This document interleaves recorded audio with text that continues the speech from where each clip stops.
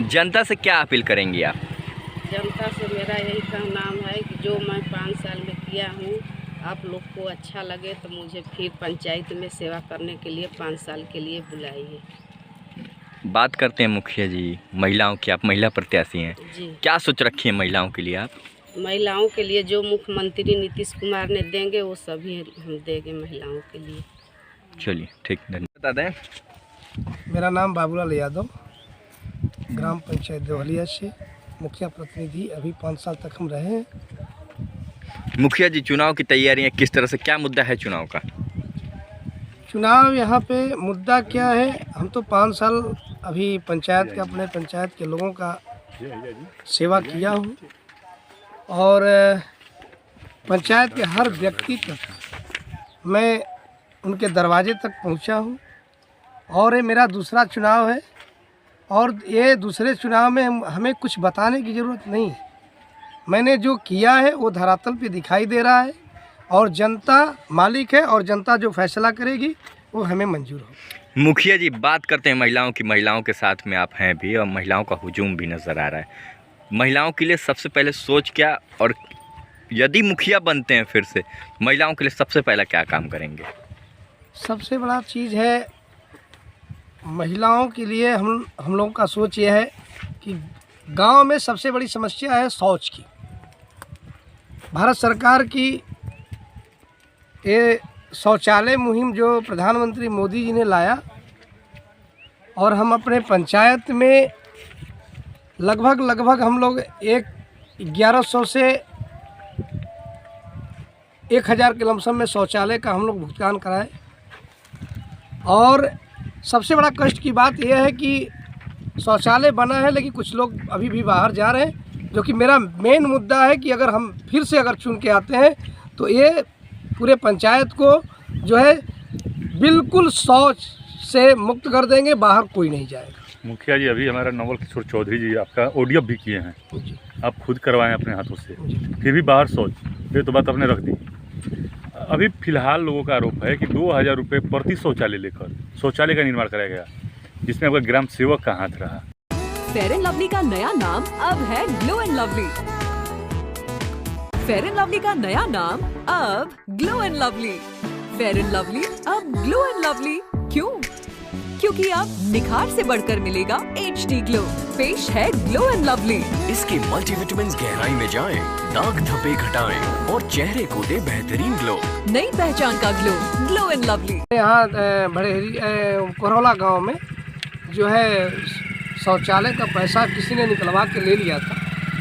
उन लोगों ने जब हमारे दरवाजे पे पहुंचा और हमें बताया तो तुरंत हमने एक्शन लिया और एक्शन में तुरंत वीडियो को फ़ोन किया। वीडियो साहब ने तुरंत एक्शन में आया और उसका 12,000 रुपया तुरंत मिल गया।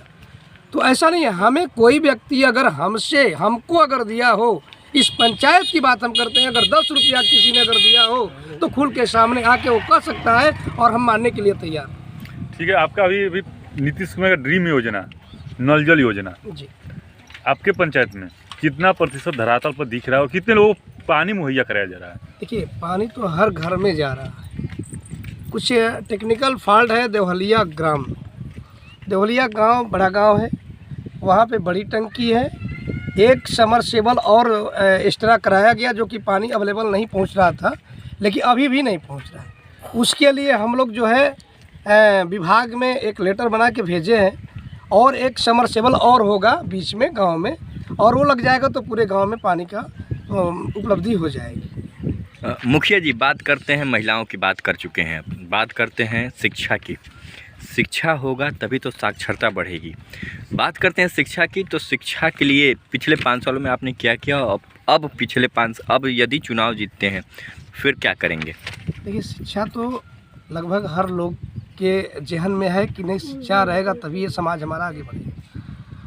तो शिक्षा के प्रति तो सब लोग जागरूक हो ही चुके हैं और हम अपने इस पंचायत के मुखिया प्रतिनिधि के होने के नाते हमने हर विद्यालयों में और हम अपने शिक्षकों को जाते हैं और समझाते हैं कि आप लोग गुरु हैं और गुरु के नाते एक एक बच्चियों को आप ऐसा शिक्षा दीजिए कि आने वाला समय में किसी को किसी तरह का कोई परेशानी ना हो।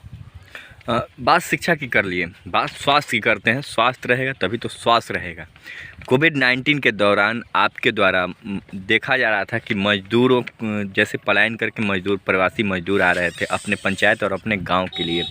उन लोगों के लिए आपने क्या किया उस कोविड-19 में? हाँ, कोविड-19 में हम लोग जब बाहर से लोग आ रहे थे तो हम लोग जो है देवहलिया नवभारत उच्च विद्यालय में हमने सेंटर बनवाया था रुकने के लिए, और वहाँ पे सारी व्यवस्था मैंने किया था जो भी हमसे हुआ। और सरकार के तहत जो है हमको तो केवल ये मिला था कि आप मास्क बांटिए और साबुन बांटिए। बाकी आपदा में आता है तो सीओ उसके मालिक होते हैं। जो भी व्यवस्था करना था कोविड में तो सीओ ही देखते हैं।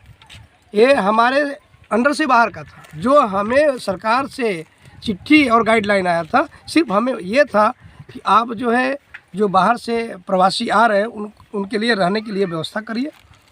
वो व्यवस्था मैंने किया, और इसके बाद जो है साबुन और मास्क मैंने बंटवाया, जो कि सरकार की गाइडलाइन में है, और जो गाइडलाइन में रहेगा वही हम लोग कर सकते हैं। बात करते हैं अब स्वास्थ्य के लिए। यहाँ पर प्राथमिक स्वास्थ्य केंद्र का काफ़ी अभाव है। कोविड-19 में आप खुद ने भी देखा था, कहीं बेड का अभाव तो कहीं स्वास्थ्य का अभाव तो कहीं स्वास्थ्य कर्मियों का अभाव।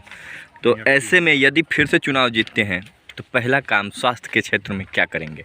देखिए, यहाँ पे स्वास्थ्य के लिए हम लोग का एक हॉस्पिटल बनने जा रहा है, जो कि भारत सरकार का स्कीम है, और जो है यहाँ पे ज़मीन भी उपलब्ध लगभग करा दी गई है, और लगभग काम जो है ये चुनाव के बाद लगभग काम लग ही जाएगा। तो यहाँ पे आपको हॉस्पिटल बनेगा। बात स्वास्थ्य की कर लिए, बात अब युवाओं की करते हैं। युवा हौसला अफजाई करने का काम करते हैं, वैसे भी रीढ़ की हड्डी भी और देश के भविष्य माने जाते हैं युवा।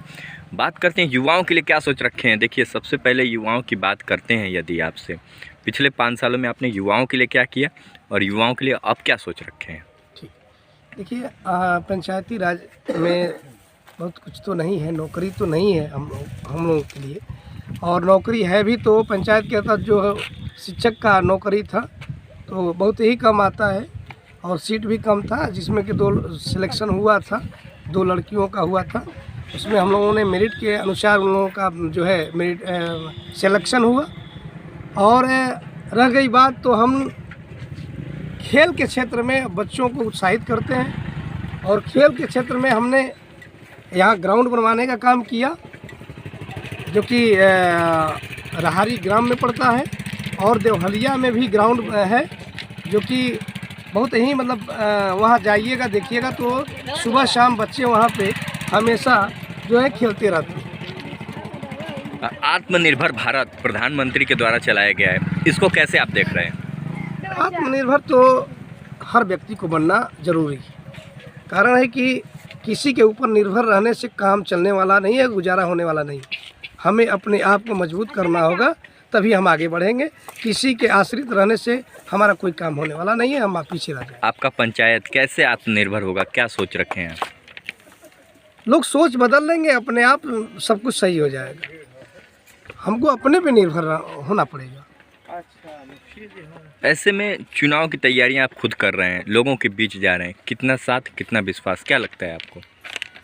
मैंने 5 साल तक इस पंचायत का सेवा किया, और इस पंचायत की जनता जो है हमें जो चुनाव है 24 तारीख को, मैंने अगर कुछ किया होगा इस पंचायत के लिए तो जनता जो ज़रूर फैसला अपना करेगी, और हम जनता के ऊपर छोड़ते हैं। जनता मालिक है, वही फैसला करी, उसी फैसले को मैं मानता हूँ। अच्छा मुखिया जी, आप जब पिछली बार चुनाव लड़ेंगे तो युवा हैं, और उस समय भी युवा थे आप। बात करते हैं कि क्या मन में आया कि आप मुखिया का चुनाव लड़ें, क्या वजह था, क्या सोच थी कि राजनीति में आप आ गए? मेरा सोच तो राजनीति में आने का नहीं था, रियल चीज़ बता देते हैं। मेरे ही गांव के एक हैं हमारे पड़ोसी, मैं रियल बता रहा हूँ। घर से मैं निकल रहा था, उन्होंने मैं रास्ते में ही मिल गए, और मैं पैदल ही चल रहा था। उन्होंने कहा कि हाल चाल हुआ, और उन्होंने कहा कि आप चुनाव लड़िए। चुनाव नज़दीक था, तो मैंने कहा कि नहीं, चुनाव बहुत खतरनाक होता है। अपने लोग भी आँख में आँख मिला के नहीं देखते हैं जब चुनाव लड़ जाता है आदमी। तो उन्होंने कहा कि नहीं आप लड़िए। मैंने भी रास्ते भर पैदल ही चल रहा था और रास्ते भर सोचा कि यार चुनाव लड़ेंगे तो ज़रूर हम फाइट करेंगे, या तो चुनाव जीतेंगे नहीं तो लगभग हम मुकाबला में रहेंगे। यही मैं सोचते सोचते चाय की दुकान पे गया और मैं बता देता हूँ आपसे कि संजय चाय दुकान थी। संजय भाई हमारे मतलब नज़दीकी थे। मैंने उन्हीं से कहा और जो है हमारे 2 गार्जियन थे, उनसे भी मैंने सलाह लिया कि हम चुनाव लड़ना चाहते हैं। उन्होंने सपोर्ट किया, नहीं लड़ो आप, अच्छा है, हम लोग सपोर्ट में रहेंगे। और सपोर्ट भी मिला। मैं उसी समय अनाउंस कर दिया कि मैं भी इस पंचायत का एक जनप्रतिनिधि बनूंगा और मैं यहाँ से चुनाव लड़ूंगा। और वैसे में कितना अनुभव आपको राजनीति में? देखिए राजनीति में तो लगभग आज के डेट में सब लोग अपना अपना थोड़ा दिलचस्पी रखते हैं, हम भी रखते थे। और जो है उसी तरह से जो भी विधानसभा, लोकसभा और पंचायत चुनाव में बहुत हम लोग कम मतलब कि इंटरेस्ट रखते थे, लेकिन विधानसभा और लोकसभा में हम लोग जगदानंद सिंह के पीछे चलने का काम हम लोग करते थे। हम लोग बच्चे थे उस समय भी उनका नारा लगाने का काम करते थे और आज भी मान के चलिए उन्हीं के मार्गदर्शन पे हम लोग चल रहे हैं।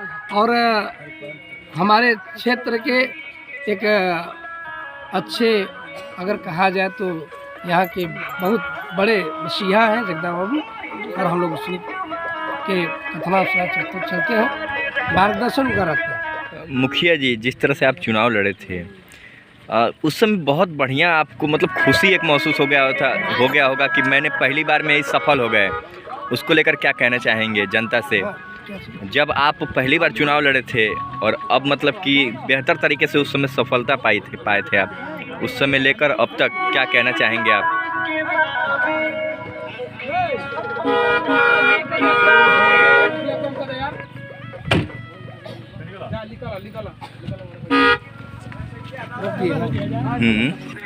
मुखिया जी, जब आप चुनाव लड़े थे पहली बार तो आपको बेहतर एक सफलता मिली थी और वैसे भी आप युवा चेहरा थे, बेहतर तरीके से आपने काम किया, फिर से चुनाव में लड़ने की तैयारी में है। उस समय क्या सोच आई कि आप चुनाव लड़ने की तैयारी में बस खाली एक चाय की दुकान से तय हुआ और चुनाव लड़ गए, वहीं सफलता मिल गई और वो महिलाएं, वो बच्चे, वो पुरुष, वो नौजवान, बहुत खुशी मिली होगी आपको भी। कैसा लगा उस समय आपको जब शुरुआती आप जब चुनाव जीत के आए लोगों के बीच? तो चुनाव में मैंने कदम रखा, मुझे अच्छा महसूस हुआ और मैं बिल्कुल राजनीति से लगभग दूर था ही, लेकिन जब जनता के बीच में मैंने आया तो हमें एक जनता के बीच का काम करने का मतलब हमको एक जगह मिला और सेवा करने का हमें जगह मिला।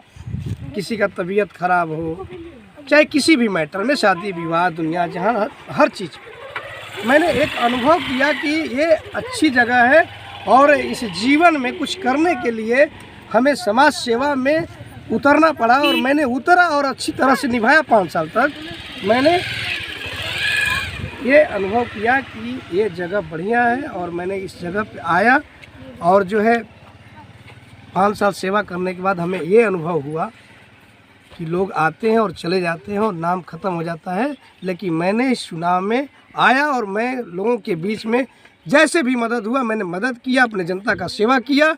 ये जो है कुछ लम्हों तक लोग याद रखें। विधानसभा प्रत्याशियों के साथ चलते चलते खुद भी मन बना लिए कि मुखिया के चुनाव लड़ने में, उस समय थोड़ा सा भी हिचकिचाए नहीं? क्या सोच में आई, किस तरह से? वैसे भी आप युवा थे, जनता के बीच कैसे जाना होता था, कैसे आप लोगों के बीच में देखिए कह पाते थे अपनी बातों को?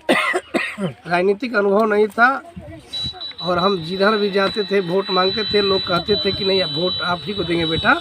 हमको लगता था कि 100% ये मेरा वोट है, इसलिए कि मैं ये नहीं जानता था कि वोट कैसे लिया जाता है, क्या होता है, नहीं होता है, कुछ नहीं।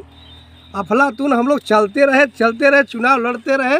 मालिक का आशीर्वाद और जनता का प्यार दुलार हमें मिला और मैंने चुनाव जीता। अब आखिरी सवाल आपसे, जनता से क्या अपील करना चाहेंगे, मतदाताओं से अपने? मैं जनता से यही अपील करना चाहता हूं कि मैं 5 साल तक आप लोगों के बीच में रहा हूं। अगर मेरा काम और मेरा संबंध, मेरा व्यवहार अगर आप लोगों को अगर सही लगा होगा और मैंने किसी को ठेस न पहुंचाया हूं, तो आप लोग एक बार और हमें मौका दें मैं, ताकि फिर 5 साल तक आप लोग का सेवा करने के लिए मैं तत्पर हूँ। जी धन्यवाद।